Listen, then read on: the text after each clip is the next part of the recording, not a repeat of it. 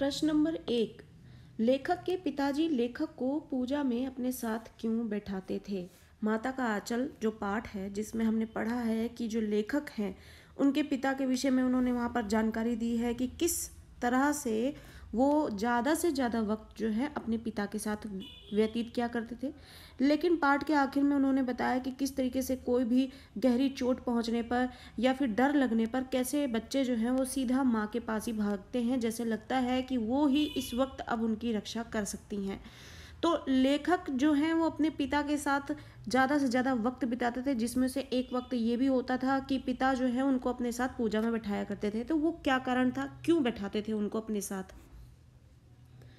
भोलानाथ जो है उनको पूजा में बैठाने के निम्न कारण हो सकते हैं। पहला, भोलानाथ से वो अधिक प्यार करते थे। कौन? उनके पिता, इस वजह से उनको बैठाते थे। दूसरा, लेखक के पिताजी धार्मिक प्रवृत्ति के थे, यानी कि वो ईश्वर में ध्यान लगाने वाले व्यक्ति थे, धार्मिक प्रवृत्ति के थे। उनकी यही इच्छा रही होगी कि भोलानाथ भी धार्मिक प्रवृत्ति का ही बने।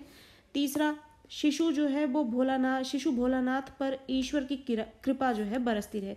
ये तीनों एक कॉमन पॉइंट हैं जो हर कोई या हर किसी के लाइफ में ऐसा होता है कि अगर माता पिता जो है, अगर वो उनमें किसी चीज़ की अधिकता ज़्यादा है, प्रवृत्ति ज़्यादा है, किसी चीज़ को वो ज़्यादा पसंद करते हैं, तो वो सोचते हैं कि उनके बच्चे भी जो है उसी में अपना ध्यान लगाएं।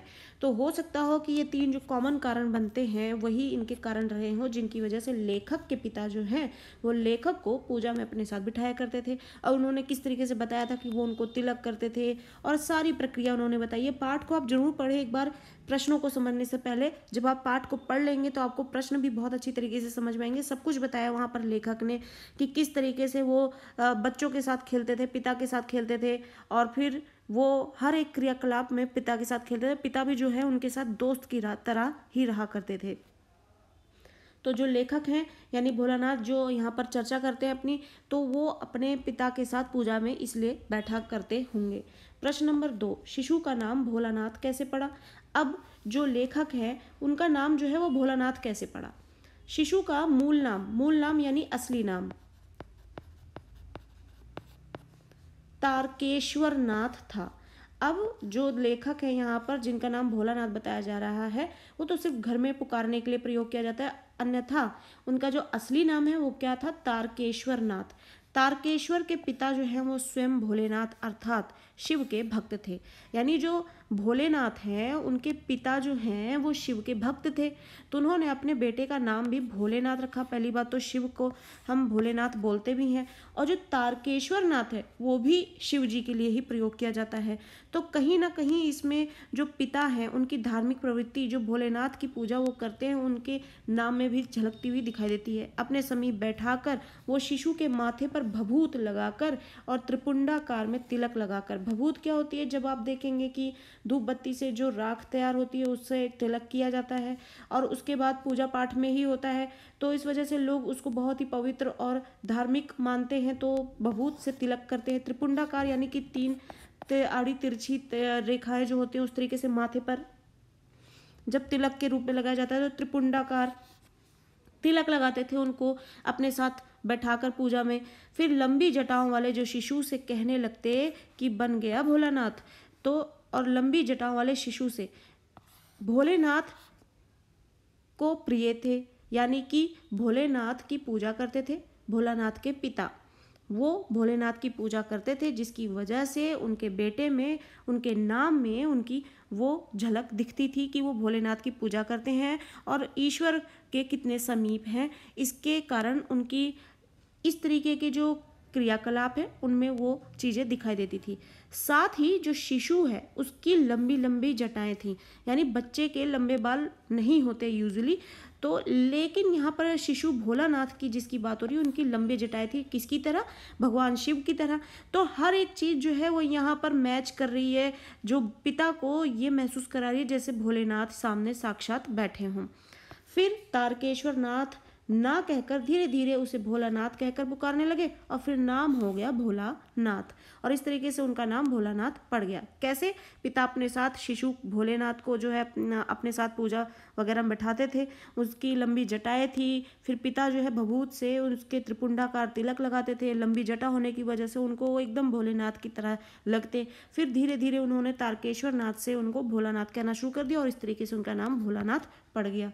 तो शिशु का नाम भोलानाथ इस तरीके से पड़ता है। प्रश्न नंबर 3, भोलानाथ पूजा पाठ में पिताजी के पास बैठा क्या करते रहता था? पिता तो पूजा करते थे, लेकिन साथ में बैठा भोलानाथ क्या करता था? पिताजी पूजा पाठ करते, रामायण का पाठ करते, और उनकी बगल में बैठा भोलानाथ आईने में कभी अपने मुंह को निहारा करता, निहारा मतलब देखा करता, या फिर पिताजी जब भोलानाथ की ओर देखने लगते तो शिशु भोलानाथ लजा कर यानी कि शर्मा कर और कुछ मुस्कुराकर आईना नीचे रख देता। ऐसा करने पर पिताजी भी मुस्कुरा पड़ते और इस तरीके से पिताजी तो अपना ध्यान पूजा पाठ में लगाते, फिर रामायण पाठ करते, लेकिन भोलानाथ जो है बगल में ही बैठा रहता, लेकिन इधर उधर ही देखता, आईने में अपने मुंह को निहारता। जब पिताजी उसको देखने लगते तो थोड़ा सा शर्मा जाता और मुस्कुरा कर आईने को छुपा देता या रख देता, और इस तरीके से पिता जो है इस क्रियाकलाप को देखकर वो भी मुस्कुरा पड़ते थे। प्रश्न नंबर 4, भोलानाथ के पिताजी की पूजा के कौन कौन से अंग थे, यानी कौन कौन से वो स्टेप फॉलो किया करते थे भोलानाथ के पिता पूजा करने के लिए? तो यहाँ पर बताया गया है भोलानाथ के पिताजी जो हैं वो पूजा के उनके 4 अंग थे। पहला, भगवान शंकर की विधिवत पूजा करना, विधिवत यानी नियम के अनुसार। अब आपको पता चल गया है कि आप इस तरीके से शब्दों का इस्तेमाल करना सीखें। आपको पता चल गया नियम के अनुसार इसका अर्थ है, तो विधिवत एक बार याद कर लें, आपको ये वोकैबुलरी में ऐड हो जाएगा। आप इस तरीके से अपने उत्तर में इस तरीके के शब्द प्रयोग करेंगे तो लगेगा कि आपकी भाषा पर, आपकी जो भाषा है उसमें थोड़े स्ट्रॉन्ग पॉइंट्स भी हैं। दूसरा जो स्टेप था वो रामायण का पाठ किया करते थे। तीसरे स्टेप में वो राम नामा बही पर राम राम लिखा करते थे। चौथे स्टेप में इनके अतिरिक्त छोटे छोटे कागज पर राम नाम लिखकर उन कागजों को आटे की गोली बनाकर उसमें लपेटकर उन गोलियों को गंगा में फेंक कर मछलियों को खिलाया करते थे, जो कि पाठ में हमने बहुत अच्छे से पढ़ा है। वो स्टेप सारे बताए गए हैं कि किस तरीके से भोलानाथ के पिता जो है ये सब पूजा करने के जो क्रियाकलाप है, नियम है, वो इस हिसाब से करते थे और साथ में भोलानाथ भी बैठा करते थे। प्रश्न नंबर 5, भोलानाथ माँ के साथ कितना नाता रखता था, यानी माँ के साथ उनका कितना जुड़ाव था, कितना वो उनसे जुड़े हुए थे? वे अपने माता पिता को क्या कहकर संबोधित यानी कि बुलाया करते थे? भोलानाथ का माता के साथ दूध पीने तक ही नाता था। दूध पीने तक मतलब पूरा दिन वो अपना समय जो है अपने खेलकूद के अलावा अपने पिता के साथ जो है समय व्यतीत करते थे। माँ के पास सिर्फ वो दूध पीने आया करते थे। इसके अतिरिक्त वह माँ के पास जबरदस्ती रहता था, क्योंकि माँ भोलानाथ के न चाहते हुए भी जबरदस्ती तेल लगाती तथा उपटन करती थी। यानी भोलानाथ जो है वो न चाहते हुए भी जबरदस्ती जो माँ है वो उनके शरीर पर तेल मलती और उपटन से उनके शरीर की मालिश भी करती, जिससे भोलानाथ को माँ के पास रहना पसंद नहीं था। इस वजह से भोलानाथ थोड़ा दूर रहता था। भोलानाथ अपनी माता को मैया कहता था और पिताजी को बाबूजी कहता था। तो भोलानाथ अपनी माता को क्या कहता था? मैया, और पिताजी को बाबूजी कहा करता था। और भोलानाथ का अपनी माँ के साथ सिर्फ इतना ही नाता था कि वो दूध पीने के लिए जाया करता था, या दूध पीने तक का ही नाता था। और वो दूर इसलिए भागता था क्योंकि माँ जो है वो अपने बच्चे की जो है परवरिश में, देखभाल में उसको तेल मालिश करती या उपटन लगाती, जो पसंद नहीं था भोलानाथ को, जिसकी वजह से वो माँ से दूर होता रहता था। प्रश्न नंबर 6, भोलानाथ के गोरस भात खा चुकने के बाद माता और खिलाती थी, क्यों? भोलानाथ को पिताजी गोरस भात सान कर यानी मिक्स करके, आप देखते हैं दाल चावल लिया है आपने, मिक्स करते हैं, उसको सानना बोलते हैं। तो गोरस भात को सान कर थोड़ा थोड़ा करके खिला देते थे। फिर भी माता उसे भर भर के कौर खिलाया करती थी। यानी पिता के साथ बैठने पर तो पिता उतना ही खिलाते जितना बच्चा खाना चाहता है, लेकिन माँ जो है उसकी इच्छा के बाद भी उसको भर भर के और भी कौर खिलाया करती थी। उनका मानना था बच्चा तो अपने हिसाब से कम ही खाता है, शरीर में लगे इसके लिए उसको इस तरीके से और भी खिलाना पड़ता है। कौर यानी कि आप बोल सकते हैं कि टुकड़े, आपने एक रोटी का टुकड़ा तोड़ा और एक बाइट ली तो वो एक कौर हो गया। तो कौर यानी कि बाइट। कभी तोता के नाम पर कौर तो कभी मैना के नाम का कौर। माँ कहती थी कि बच्चे को मर्दुए क्या खिलाना जाने, मर्दुए यानी कि मर्द। थोड़ा थोड़ा खिलाने से बच्चे को लगता है कि बहुत खा चुका और बिना पेट भरे ही खाना बंद कर देता है। यानी कि बच्चा जो है एक बारी में छोटी सी बाइट लेता है, और बाइट तो बहुत हो जाते हैं लेकिन बाइट छोटी रहती है, जिसकी वजह से बच्चों को लगता है बहुत खा लिया है। इसलिए माएँ जो है बाइट को बड़ा बड़ा बनाकर फिर उनको खिलाती है, जिससे कि उनके पेट में ज़्यादा खाना जाए और उनके शरीर को लगे और वो स्ट्रांग हो सकें। प्रश्न नंबर 7, भोलानाथ भयभीत होकर बाघ से क्यों भागा? ऐसा क्या हुआ था बाघ में जिसकी वजह से भोलानाथ वहां से डर कर भाग जाता है? भोलानाथ बाघ में टोली के साथ था, अपने ग्रुप के साथ था। आकाश में बादल आए, बालकों ने शोर मचाया, वर्षा शुरू हो गई और थोड़ी देर में ही मूसलाधार वर्षा हुई। बालक पेड़ों के नीचे पेड़ों से चिपक गए। जैसी वर्षा थमी, बाग में बिच्छू निकल आए। उनसे डर कर बच्चे भागे और उस भय से डरा हुआ बालक भोलानाथ भी बाग से भाग गया। और इस तरीके से बाग में बारिश होने की वजह से जो बिच्छू हैं वो बाहर निकल आते हैं और उनको देख देख कर बच्चे जो है डर जाते हैं, क्योंकि बिच्छू का जहर जो है बहुत दर्द देता है, परेशान करता है। ये सब एक जगह पर रहने पर इन सब चीज़ों की जानकारी हो जाती है, तो बच्चे जो है ये सब जानते थे, जिसकी वजह से वो डर गए और डर कर वो सीधा अपने अपने घर भाग गए बाग से। प्रश्न नंबर 8, भोलानाथ को सिसकते हुए देख माँ का स्नेह फूट पड़ा, कैसे? भोलानाथ जब डर जाता है बहुत बुरी तरीके से तो वो रोता है और रोते रोते सिसकने लगता है। तो ये देखकर उसकी माँ का जो स्नेह है वो और भी ज़्यादा फूट पड़ता है, यानी स्नेह जो है बढ़ चढ़ के, डेली बेसिस पे आप जो स्नेह देख रहे हैं वो तो देख ही रहे हैं, लेकिन जब बच्चे को दुख दर्द या रोते हुए में देखती है माँ तो उसका स्नेह और भी ज़्यादा जाग जागता है। तो वो कैसे और किन कारण से? भोलानाथ भय से सिसकता हुआ, भय से प्रकंपित प्रकंपित यानी कांपता हुआ भागा माँ की गोद में जा छिपा। तो माँ भी स्नेहवश डर गई और डर से कांपते हुए भोलानाथ को देखकर जोर से रो पड़ी। सब काम छोड़ अधीर यानी जिस धैर्य ना होकर भोलानाथ से भय का कारण पूछने लगी। यानी कि जब भोलानाथ को इस तरीके से देखती है माँ तो वो अपना धैर्य खो बैठती है और भोलानाथ से डरने का कारण पूछने लगती है। कभी अंग भरकर दबाती और कभी अंगों को अपने आंचल से पोंछकर चूम लेती। यानी कि उसको जब डरा हुआ देखती है तो माँ जो है उसको गले से लगा लेती है जिससे कि उसका डर खत्म हो जाए, और कभी उसके अंगों को अपने आंचल से पोंछकर उसे चूम लेती। झटपट हल्दी पीसकर घावों पर लगाती है। माँ बार बार उसे निहारती यानी देखती है, रोती और बड़े लाड प्यार से उसे गले लगा लेती है। और इस तरीके से उसका स्नेह यहाँ पर हमें देखने को मिलता है। वो नहीं जानती क्या कारण है, बच्चा क्यों डर गया है, पूछ रही है, उसे अपने आंचल से पोंछ कर बार बार चूम रही है, उसे गले से लगा रही है, उसके घावों पर हल्दी लगा रही है। तो इस तरीके से वो अपना स्नेह यहाँ पर प्रकट करती हुई दिखती है। प्रश्न नंबर 9, भय प्रकंपित यानी भय से कांपा हुआ भोलानाथ का चित्रण कीजिए। जब भय से कांपा हुआ यानी डरा हुआ भोलानाथ दिखाया जाता है पाठ में, तो वो भोलानाथ कैसा दिख रहा है उसका चित्रण करना है। भोलानाथ सांप के भय से मुक्त नहीं हो पा रहा था। जब भोलानाथ ने सांप देखा तो सांप के देखने से वो इतना डर गया कि डर के मारे वो घर पे सीधा भागा हुआ आया और माँ के आंचल में छुप गया। अब उस सांप के भय से वो आज़ाद नहीं हो पा रहा था।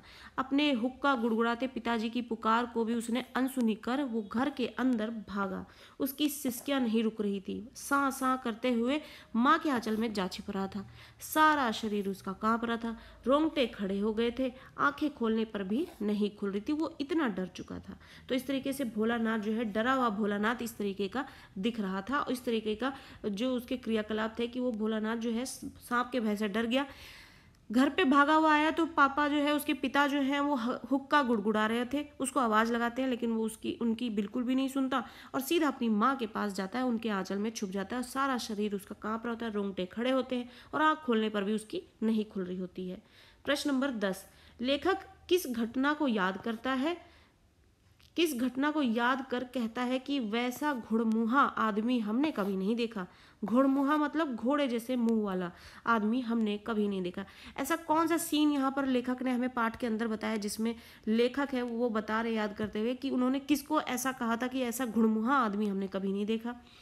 लेखक बताता है कि बचपन में हम बच्चों की टोली किसी दूल्हे के आगे आगे जाती हुई ओहारदार पालकी देख लेते तो खूब जोर से चिल्लाते थे। यानी जब कोई बारात निकलती थी और दूल्हा दिखता था तो बच्चे उस बारात को देखकर, दूल्हे को देखकर बहुत चिल्लाते थे।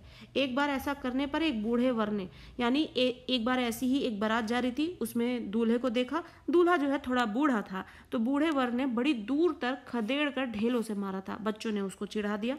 उस बूढ़े वर ने बच्चों को दूर तक खदेड़ा, यानी उसके पीछे दौड़ लगाई और उनको ढेलों से मारने की कोशिश की। उस खूसट खब्बीस की सूरत लेखक ने नहीं भुला पाया। यानी कि वो बूढ़ा था, वो उनके अनुसार, उन बच्चों के अनुसार बूढ़ा आदमी जो है वर नहीं बन सकता, या फिर उसको बहुत सुंदर होना चाहिए। तो बच्चे जो हैं वो कहते हैं वो बहुत ही खूसट और खब्बीस की सूरत लेखक कभी नहीं भुला पाता। उसे याद कर लेखक कहता है कि ना जाने किस ससुर ने वैसा जमाई ढूंढ निकाला था, लेखक ने वैसा घुड़मुहा आदमी कभी नहीं देखा।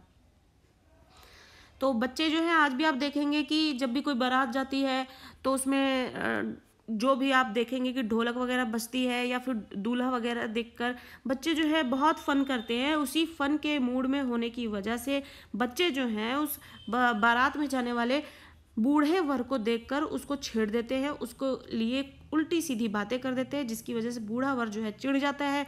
वो उनके पीछे भागकर ढेलों से उनको मारने की कोशिश करता है, जिस बात को लेखक जो है कभी नहीं भूल पाया और बोलता है कि पता नहीं कैसा ससुर था जिसने ऐसा जमाई ढूंढा था।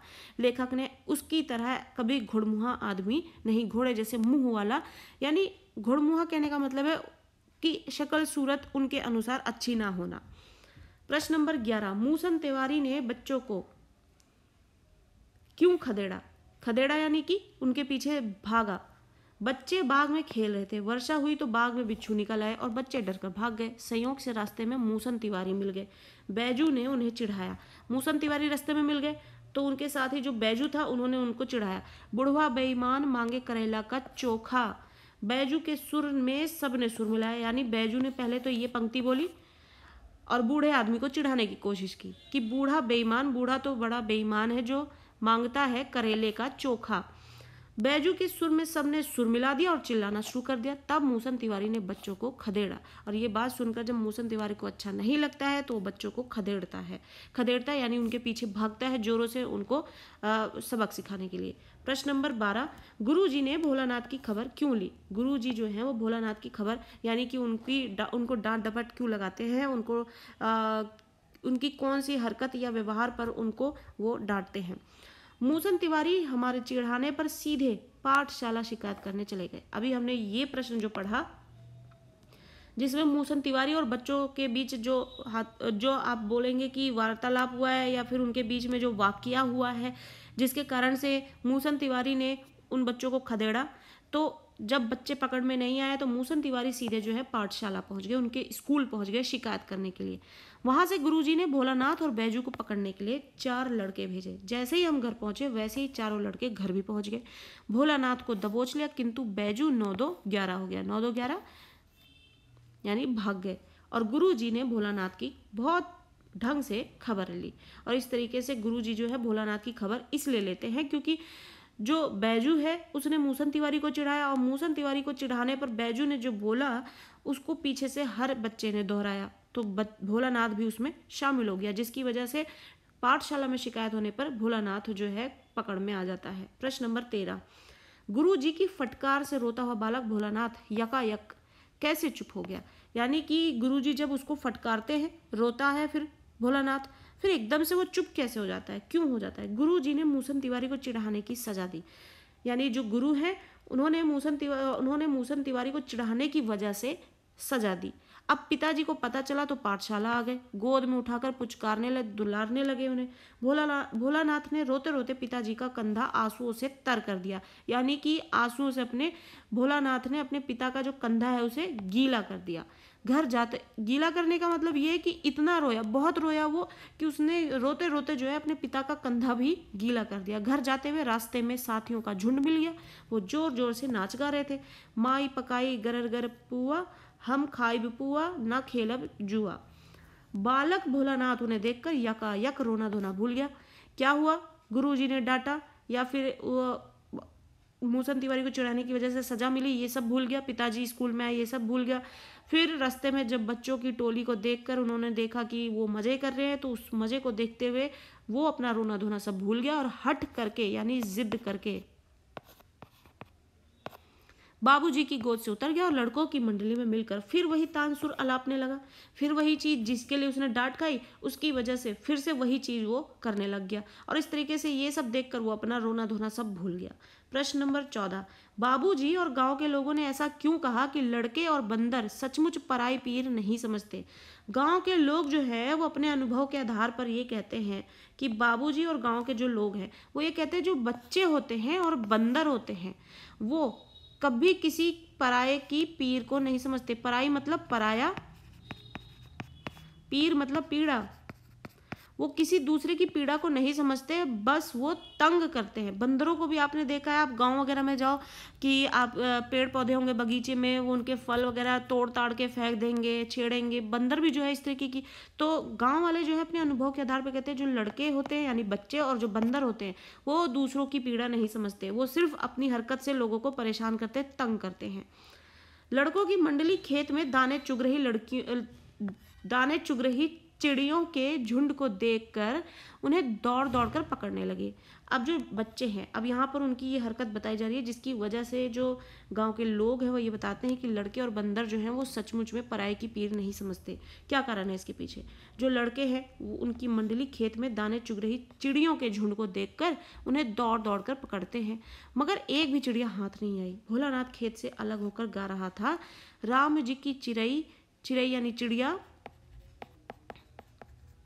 राम जी का खेत यानी भगवान की चिड़िया भगवान का ही खेत, खा लो चिड़ई भर भर पेट, यानी जितना मर्जी तुमको खाना है खा लो। इस तरीके से यहाँ पर पता लगता है कि उनको दूसरे की मेहनत बेकार करते हुए बिल्कुल भी टेंशन नहीं हो रही है, वो चिड़ियों को चुग लेने दे रहे हैं सारा अनाज। तो इसीलिए जो है इस बेसिस पर गांव के लोग कहते हैं कि बच्चे और जो बंदर होते हैं वो दूसरों की पीड़ा नहीं समझते। दूसरा पॉइंट, बाबूजी और गांव के लोग तमाशा देख हंस रहे थे और कह रहे थे कि चिड़िया की जान जाए लड़कों का खिलौना। तो इस तरीके से जो है ये सब दृश्य जो है ये देखकर लोगों ने ये भी कहा था कि लड़के और बंदर जो है सचमुच पराई की पीर नहीं समझते।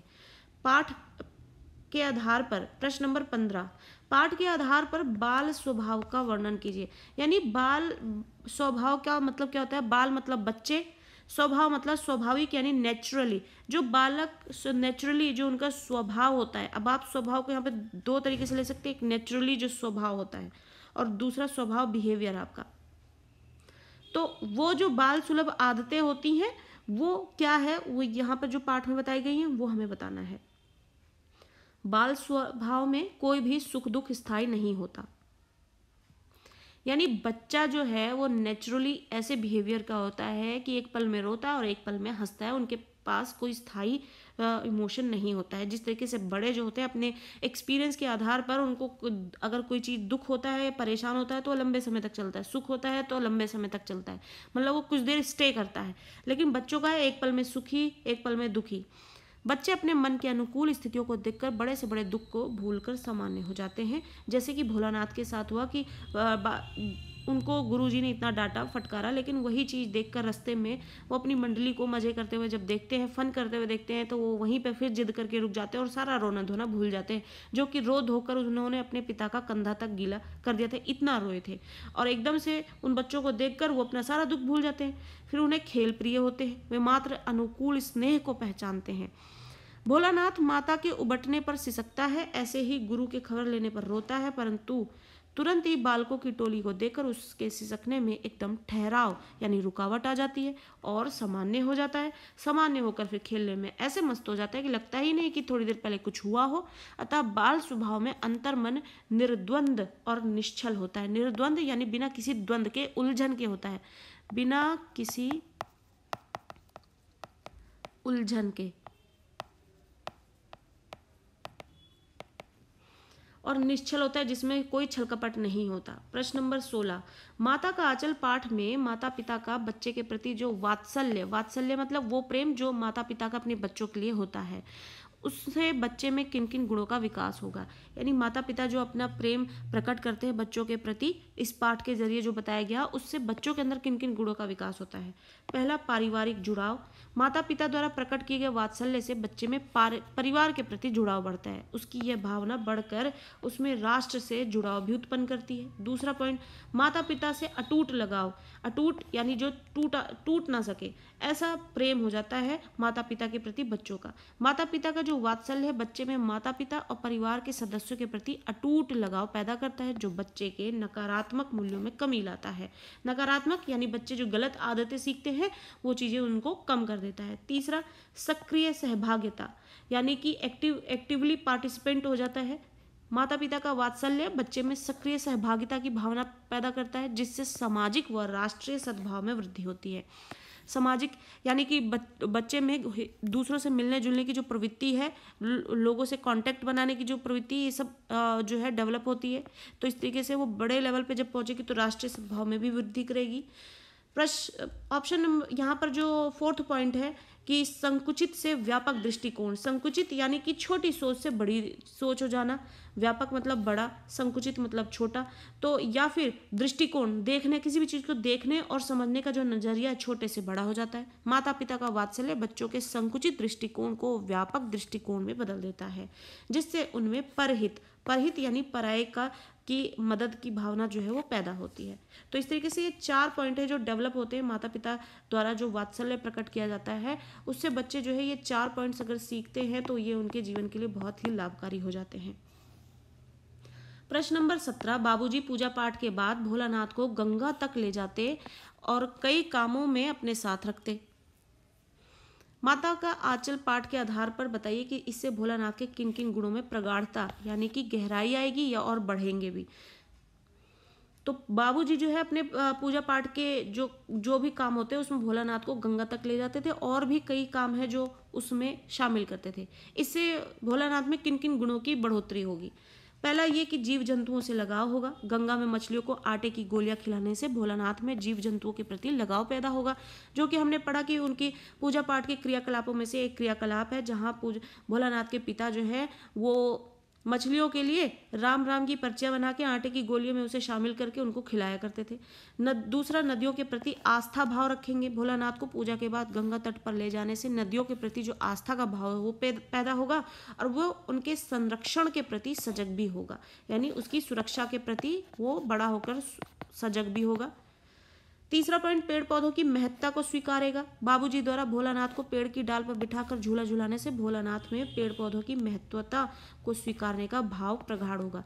जब वो ये सब प्रोसेस में डेली बेसिस पे लगा रहेगा तो उसका उसके प्रति लगाव होगा, और लगाव होने की वजह से वो उनके बारे में बड़ा होकर सोचेगा। फोर्थ पॉइंट है देश प्रेम की भावना का उदय। प्रकृति की विभिन्न वस्तुओं से प्रेम करते करते भोलानाथ में देश के प्रति प्रेम की भावना का उदय भी होता जाएगा, और इस तरीके से उसमें ये 4 जो मेन पॉइंट है वो डेवलप होंगी, जो उसके जरूरी नहीं है कि अगर देश प्रेम के लिए भी अगर नहीं भी उजागर होता है, लेकिन ये ऐसे पॉइंट्स हैं जो कि किसी भी व्यक्ति में अगर जागृत हो जाते हैं तो उसका अपना जो जीवन है वो भी बहुत ही ज़्यादा सुखी हो जाता है।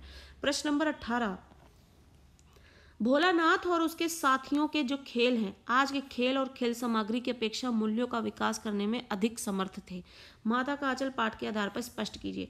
कहने का मतलब है कि पहले के बच्चे जिस तरीके का खेल खेला करते थे और आज के बच्चे जिनको इतने बड़े बड़े इक्विपमेंट प्रोवाइड कर दिए जाते हैं, उसके बेसिस पे हमें ये बताना है कि बच्चे पहले जिस तरीके से खेला करते थे उनका विकास करने में वो ज़्यादा समर्थ था।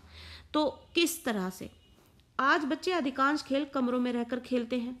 इन खेलों में प्रयुक्त जो सामग्री है मशीन निर्मित होती है। आप देखेंगे बहुत सारी चीज़ें, हर चीज़ घर में ही प्रोवाइड है, अंदर ही रहकर घर के खेलते हैं। बच्चे पहले जो है बहुत ही एक्टिव हुआ करते थे, बाहर खेला करते थे, और हर चीज़ प्रोवाइड नहीं हुआ करती थी, वो सेल्फ मेड हुआ करती थी ज़्यादातर। आप देखेंगे गेंद भी इवन जो उनके पास हुआ करती थी वो कागज़, कपड़े, कुछ भी किसी भी चीज़ से बनाकर वो खुद से ही खेला करते थे।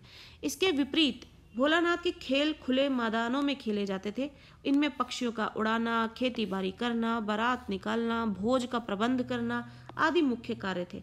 ये खेल साथियों के साथ खेले जाते थे जिनसे सहभागिता, सद्भाव, मेल जोल आदि मूल्य विकसित होते हैं। यानी कि जिस तरीके का खेल पहले भोलानाथ और दूसरे बच्चे खेला करते थे, ऐसा करने से जो है बाकी बच्चों में जो है सहभागिता का भाव आएगा, सद्भाव का भाव आएगा, मेलजोल बढ़ेगा, और ये चीज़ें जो है आगे के जीवन के लिए बहुत जरूरी होती हैं। इसके अलावा इन खेलों की सामग्री में प्राकृतिक वस्तुएं शामिल होती हैं जिनसे प्रकृति से जुड़ाव बढ़ता है और उसे संरक्षित करने के अलावा समाज के साथ राष्ट्र प्रेम का उदय एवं विकास होता है। अब बच्चे सोचेंगे कि इस तरीके से बाहर खेलने से प्रकृति से जुड़ाव और संरक्षित करने का और राष्ट्र प्रेम कैसे हो जाएगा। आप देखिए अगर बच्चे बाहर खेलेंगे तो उनकी आदत बनेगी और उनको याद रहेगी ये चीज़ें। कई बार बच्चे जो हैं वो अपने आप को इन सब चीज़ों के जुड़ाव से अलग नहीं कर पाते हैं और उनसे जुड़े रह जाते हैं, और जब ये जुड़ाव बना रहता है तो बड़े होने तक वो जुड़ाव जो है उनको जोड़े रहता है और वो कहीं ना कहीं उसके लिए सोचने लग जाते हैं कि कैसे इनको बनाए रखें। फिर किसी भी चीज़ से आप जुड़े होते हैं तो उसके साथ कुछ गलत होता है तो आप उसके बारे में ज़रूर सोचते हैं, तो आप संरक्षित करेंगे, और जब आप पेड़ पौधे और प्रकृति की रक्षा करेंगे तो कहीं ना कहीं आप राष्ट्र प्रेम से जुड़ जाते हैं। तो ये इस तरीके से जो है इन सब चीज़ों का विकास होगा। प्रश्न नंबर 19, माता का आंचल पाठ में वर्णित तत्कालीन उस समय के विद्यालयों के अनुशासन से वर्तमान युग के विद्यालयों के अनुशासन की तुलना करते हुए बताइए कि आप किस अनुशासन व्यवस्था को अच्छा मानते हैं और क्यों। प्रश्न में हमसे ये पूछा जा रहा है कि पहले के समय में जो स्कूलों में जो अनुशासन हुआ करता था, डिसिप्लिन हुआ करता था, वो आज के स्कूलों में जो डिसिप्लिन है उसके कंपैरिजन में कौन सा ज़्यादा अच्छा डिसिप्लिन है और क्यों है। माता का आंचल पाठ में वर्णित तत्कालीन विद्यालयों का जो अनुशासन है वो वर्तमान युग के विद्यालयों के अनुशासन से अच्छा था। तब के शिक्षक छात्रों से आत्मीयता का भाव रखते थे, यानी कि प्रेम से, अपनेपन से उनसे जुड़ते थे, लेकिन पढ़ाई और अनुशासन के साथ कोई समझौता नहीं करते थे, यानी डिसिप्लिन है तो है। छात्रों के अंदर शिक्षक तथा विद्यालय का डर भी हुआ करता था जिससे वे शैतानी और शरारत करने से डरते थे, कहीं शिक्षक को पता न चल जाए और उन्हें दंड का भागी ना बनना पड़े। ये डर बच्चों में पहले बना रहता था। वर्तमान समय में छात्रों के अंदर शिक्षक और विद्यालय का तो कोई डर है ही नहीं, डर रहा ही नहीं, जिस कारण बच्चे उच्छृंख प्रवृत्ति के होते जा रहे हैं, यानी कि उद्दंड प्रकृति के होते जा रहे हैं, यानी उनमें शैतानियाँ जो है वो बढ़ती जा रही हैं। विद्यालय परिसर के अंदर जो ग्राउंड होता है, विद्यालय परिसर के अंदर छात्र जो है आपराधिक कृत्य यानी वो काम जो अपराध से जुड़े होते हैं करने से बाज नहीं आ रहे हैं। हत्या जैसी आपराधिक वारदातें तक हो जा रही हैं। बड़ी कक्षा के छात्र जो है अध्यापक तक को मारने से नहीं हिचकते हैं। अतः हम कह सकते हैं कि तत्कालीन विद्यालयों का अनुशासन जो है वो वर्तमान विद्यालयों से अच्छा था। कहने का अर्थ ये है कि डिसिप्लिन होने के ये फायदे थे कि बच्चों को थोड़ा स्कूल और टीचर से डर हुआ करता था, जिसकी वजह से बहुत सारी हरकतें जो है, गलत आदतें जो है उनमें नहीं पड़ा करती थी डर की वजह से। आज बच्चों को फ्री रखा जा रहा है कि टीचर से और स्कूल से उन्हें डर ना रहे, जिससे कि वो आपस में स्कूल से इतना जुड़ सके कि वो और अच्छी पढ़ाई कर सके। तो अच्छे पढ़ाई करने के अफेक्ट्स तो नहीं दिख रहे हैं, लेकिन बच्चों में आपराधिक प्रवृत्ति ज़्यादा बढ़ रही है, जहाँ वो टीचर्स को भी अपने कुछ नहीं समझते मारने की धमकियां दे देते हैं या फिर और भी आपराधिक वारदात हो जाती हैं। तो ये जो है आज के ज़माने में जो वर्तमान युग के जो विद्यालयों का जो अनुशासन है इन कंपैरिजन ऑफ पहले का, वो बेकार है। तो इस तरीके से अनुशासन व्यवस्था उतनी अच्छी नहीं है जितनी पहले हुआ करती थी। प्रश्न नंबर 20, भोलानाथ के पिता उसके साथ तरह तरह की गतिविधियों यानी कि एक्टिविटीज़ में शामिल होते थे, यानी जो भोलानाथ के पिता है उनके साथ फ्रेंड्स की तरह रहा करते थे, जो खेल खेला करते थे उनके साथ कहीं ना कहीं थोड़ी मोड़े वे में आप उनसे जुड़े रहते थे। पर आज माता पिता अपने बच्चों के साथ ऐसा नहीं कर पाते हैं। क्यों? इससे बच्चे में कौन कौन से गुण अविकसित रह जाते हैं, यानी कि वो गुण जो डेवलप नहीं हो पाते बच्चों में माता पिता के कारण, क्योंकि वो उनके इस एक्टिविटीज़ में शामिल नहीं होते हैं। भोलानाथ जो है उनके पिता भोलानाथ के साथ पर्याप्त समय बिताया करते थे। वो भोलानाथ को नहलाते धुलाते, फिर अपने साथ पूजा में शामिल कर लेते। इसके बाद वो आटे की गोलियां लेकर गंगा तट पर जाते और मछलियों को खिलाते। भोलानाथ तब भी उनके साथ ही होता था। लौटते समय वो उसे बाग में पेड़ की डाल पर झुलाया करते थे। आज माता पिता के पास समय का घोर अभाव है, यानी माता पिता दोनों वर्किंग हो जाते हैं, दोनों के पास टाइम नहीं है, सिर्फ पैसा खर्च कर पाते हैं और बच्चा जो है बाहरी तौर पर जो भी एक्टिविटी में शामिल होता है घर का कोई घर के लोग जो है बिल्कुल भी उसमें शामिल नहीं होते। वे अपनी बढ़ी हुई आवश्यकताएं पूरी करने में लगे रहते हैं और कई कई घंटे काम करते हैं। ऐसे में माता पिता के पास समय ही नहीं होता। और वे अपने बच्चों के साथ किसी भी एक्टिविटी में शामिल नहीं हो पाते। माता पिता द्वारा बच्चों के साथ समय ना बिताने से बच्चों में जो सहनशीलता है, यानी पेशेंस जो है, मिलजुल कर रहने की जो भावना है, त्याग और संवेदनशीलता है, परोपकार यानी जो दूसरों का उपकार करने के, ये सब जो गुण है उनका विकास नहीं हो पाता है। प्रश्न नंबर 21, भोलानाथ के पिता उसे लेकर गंगा तट जाते और मछलियों को आटे की गोलियां खिलाते। इसे उनके इस कार्य से भोलानाथ में किन किन गुणों का विकास होगा? जब भोलानाथ के पिता पूजा पाठ की जो प्रक्रिया के दौरान, एक प्रक्रिया ये भी, एक स्टेप ये भी है जिसमें वो राम राम नाम लिखकर पर्चियों में और आटे की गोलियों में उसको ऐड करके फिर उसको मछलियों को खिलाने जाया करते थे गंगा तट पर। इन सब कार्यों में जो है भोलानाथ भी शामिल होता था। इससे भोलानाथ में किन गुणों का विकास होगा? भोलानाथ के पिता पूजा करने के बाद कागज के छोटे छोटे टुकड़ों पर राम राम लिखते थे, फिर उन्हें आटे की गोलियों पर लपेटकर गंगा तट पर ले जाते। वे इन गोलियों को एक एक करके गंगा में फेंकते और मछलियों को खिलाते। उस समय भोलानाथ उनके कंधे पर बैठा होता था और इस कार्य को अत्यंत ही ध्यान से निहारता, वो भी देखता ध्यान से। उनके इस कार्य से भोलानाथ की जो निकटता है अपने पिता से बढ़ती जाती है और बच्चे को क्योंकि अच्छा लगता है, वो गोलियां खिलाने से, मछलियां देखने से, गंगा तट तक जाने तक वो अच्छा लगना उसको जो है और भी आकर्षित करता है, अपनी ओर खींचता है और वो इस क्रियाकलाप में शामिल होता है और जीव जंतुओं को करीब से देखने का अवसर भी मिलता है। इस आज के ज़माने में लोग जो है जीव जंतुओं को देखने के लिए उनको जू जाने की जरूरत पड़ती है, तो इस तरीके के क्रियाकलाप न होने की वजह से इससे भोलानाथ के मन में जीव जंतुओं के प्रति प्रेम बढ़ता है, उसकी रक्षा के लिए सजगता बढ़ेगी। उन्हें विलुप्त यानी समाप्त, उन प्रजातियों के समाप्त होने से बचाने का चिंतन करने, नदियों को साफ रखने, उनकी महत्ता समझने जैसे उच्च गुणों का विकास होता होगा और इस तरीके से वो कहीं ना कहीं अपने जीवन को तो सुधार ही रहे, बेहतर बना ही रहे, साथ ही आने वाले समय में जब वो सजग होगा इन सब चीज़ों से तो वो कहीं ना कहीं राष्ट्र प्रेम को भी परिलक्षित करता हुआ दिखाई देगा। प्रश्न नंबर 22, लेखक बचपन में मछलियों को आटे की गोलियां खाता देखकर खुश होता था, पर आज गंगा जैसी अनेक नदियों के प्रवाह में बदलाव आ गया। आपके विचार जो है इस बदलाव का कारण क्या है? आपके विचार के अनुसार जो है इस बदलाव का क्या कारण हमें समझ में आता है? नदियों का स्वरूप पहले सा बनाए रखने के लिए आप क्या क्या सुझाव दे सकते हैं? यानी भोलानाथ जब बचपन में अपने पिता के साथ गंगा तट तक जाते थे, मछलियों को आटे की गोलियां खिलाया करते थे, तब से अब तक उसमें बहुत बदलाव देखा जाता है। इसके क्या कारण होते हैं और इसमें सुझाव के क्या क्या आप जो है रीज़न, सुझाव के लिए जो स्टेप बता सकते हैं वो कौन कौन से हो सकते हैं? लेखक बचपन में मछलियों को आटे की गोलियां खाता हुआ देखकर बहुत ही आनंदित होता, बहुत खुश होता था, अच्छा लगता था उसे। आज गंगा जैसी अनेक नदियां अपना प्राचीन स्वरूप खो चुकी हैं, यानी पहले जैसी हुआ करती थी, निर्मल हुआ करती थी, उनमें पानी अच्छा, इतना देखकर आनंद आता था और जो प्राचीन स्वरूप होता था, जो बहुत नेचुरल दिखा करता था, वो सब अब नहीं उतना दिखने को मिलता है। उनकी जो जल धारण क्षमता है उसमें क्रमशः कमी आती जा रही है। जल धारण क्षमता यानी पानी हम देखेंगे उसमें वो फ्लो भी कम है। कई नदियां तो गंदा नाला बनकर रह गई हैं। इसके मुख्य कारण नदियों के जल का बिना सोचे समझे स्वार्थपूर्ण प्रयोग करना, शहर के प्रदूषित नाले, फैक्ट्रियों का विषैला जल नदियों में मिलना, अपशिष्ट यानी बेकार पदार्थों को जल में मिलने से ना रोकना, सूखे फूल मालाएं, पॉलीथीन की थैलियों को नदियों के जल से में मिलने देना तथा जलीय पौधों और घास की साफ सफाई ना करना, ये सारे कारण हैं जिसकी वजह से हमारी नदियां जो है गंदी होती जा रही हैं और गंदे होने की वजह से वो पहले जैसा प्राकृतिक रूप धारण किए हुए नहीं रहती हैं। इसे रोकने के लिए नदियों की नियमित साफ सफाई आवश्यक है। नदियों के प्रवाह को रोकने का प्रयास नहीं करना चाहिए।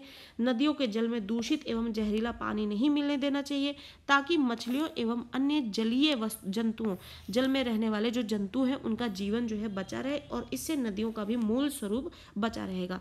यानी हम गंदे पदार्थों का अगर उसमें ट्रांसफ़र ना होने दें, नदियों में नालों को के पानी को उसमें ना जाने दें या फिर दूषित पानी को ना जाने दें, तो हमारी जो नदियां हैं वो पहले की तरह बची रह सकती हैं। लेकिन ये सब चीज़ों पे रोक रखाव करना, जितनी ही फैक्ट्रीज़ कंपनीज बढ़ती जा रही हैं उतना ही इन पर बुरा प्रभाव पड़ता जा रहा है हमारे नेचर पर। तो इस वजह से जो है ये सारे कारण बनते हैं जिनकी वजह से हमारी नदियाँ जो है पहले जैसी नहीं है। और इन सब कारणों को अगर हम इन सब कारणों को ध्यान में रखते हुए अगर ये स्टेप फॉलो करेंगे तो हमारी नदियाँ जो है वो बेहतरीन बनी रह सकती हैं। प्रश्न नंबर 23, माता का आंचल पाठ में ग्रामीण परिवेश यानी जो गांव का माहौल है, परिवेश यानी माहौल, उसका चित्रण किया गया है। आप ग्रामीण जीवन व शहरी जीवन में क्या अंतर पाते हैं? माता काजल पाठ में लेखक ने ग्रामीण परिवार का चित्रण किया है और वहाँ की जीवन शैली का उल्लेख भी किया है, जहाँ लोगों के मध्य आत्मीयता की भावना है। आत्मीयता यानी अपनेपन। लोग प्रकृति के करीब हैं। इसके विपरीत शहरों में लोग एकल जीवन व्यापन करने की प्रवृत्ति की ओर उन्मुख आगे बढ़ रहे हैं। उनमें आत्मीयता की कमी है। आप देखेंगे शहरों में हर कोई अपने अपने घरों में बंद रहता है। गांवों में आप देखेंगे हर घर से हर एक व्यक्ति जो है जुड़ा है, पूरा दिन आना जाना, एक दूसरे से मिलना जुलना, लेना देना सब लगा रहता है। लोग एक दूसरे से जुड़े रहते हैं। शहरों में क्या है, लोग अपना ही कमा रहे हैं, अपने ही जीवन को एंजॉय कर रहे हैं, दूसरों से किसी को कोई लेना देना नहीं है। तो ये जो है एक बेसिक कारण है और इन्हीं कारणों की वजह से लोग एक दूसरे से जुड़े रहते हैं और जीवन शैली जो है और भी ज़्यादा बेहतरीन होती है। लेकिन यही कमी होने की वजह से शहरों का जीवन और ग्रामीण जीवन में काफ़ी बड़ा अंतर देखने को मिलता है और जो जीवन शैली पे भी बहुत बड़ा असर डालता है। तो इस तरीके से माता काजल पाठ का जो हमने यहाँ पे 23 प्रश्न सॉल्व किए हैं। आपको इसमें अगर आप इनकी अच्छी से प्रैक्टिस कर लेते हैं, 2 से 3 बार वीडियो जरूर देखें। आपको प्रश्नों को और उसके उत्तरों को रटने की जरूरत नहीं पड़ेगी। आप प्रश्नों को भी अच्छे से समझेंगे और उत्तर भी स्वयं लिख पाएंगे।